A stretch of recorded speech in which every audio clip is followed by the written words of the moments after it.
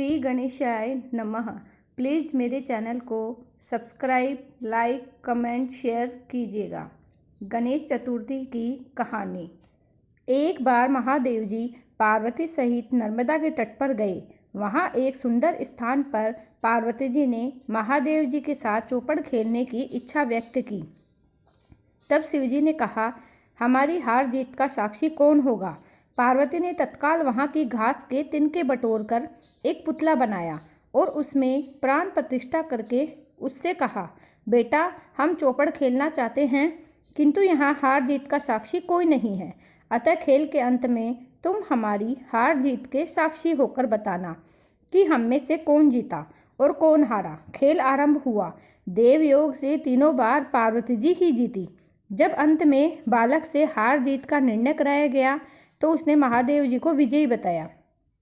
परिणामतः पार्वती जी ने क्रुद्ध होकर उसे एक पांव से लंगड़ा होने और वहां के कीचड़ में पड़ा रहने और दुख भोगने का शाप दे दिया। बालक ने विनम्रतापूर्वक कहा, माँ, मुझसे अज्ञानवश ऐसा हो गया है। मैंने किसी कुटिलता या द्वेष के कारण ऐसा नहीं किया। मुझे क्षमा करें।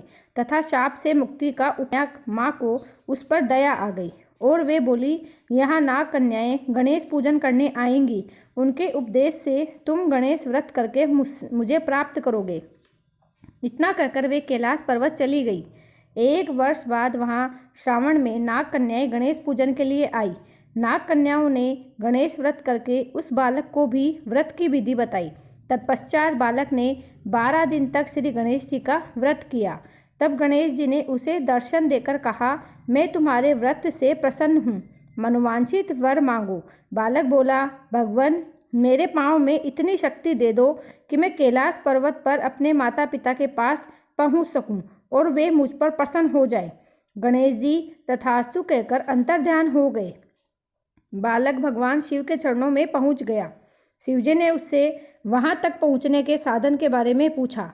तब बालक ने सारी कथा शिव जी को सुना दी। उधर उसी दिन से अप्रसन्न होकर पार्वती शिव जी से भी विमुख हो गई थी। तदुपरांत भगवान शंकर ने बालक की तरह 21 दिन पर्यंत श्री गणेश का व्रत किया, जिसके प्रभाव से पार्वती के मन में स्वयं महादेव जी से मिलने की इच्छा जागृत हुई। वे शीघ्र ही कैलाश पर्वत पर आ पहुंची। वहां भगवान पार्वती ने शिव जी से पूछा,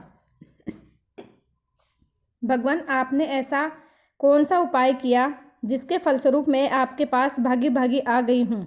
शिवजी ने गणेश व्रत का इतिहास उनसे कह दिया।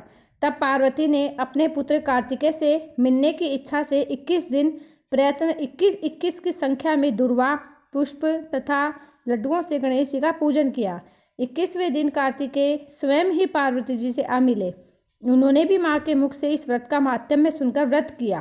कार्तिकेय ने यही व्रत विश्वामित्र जी को बताया। विश्वामित्र जी ने व्रत करके गणेश जी से जन्म से मुक्त होकर ब्रह्म ऋषि होने का वर मांगा। गणेश जी ने उनकी मनोकामनाएं पूर्ण की। ऐसे हैं श्री गणेश जी, सबकी मनोकामनाएं पूर्ण करते हैं। बोलो गणेश जी भगवान की जय।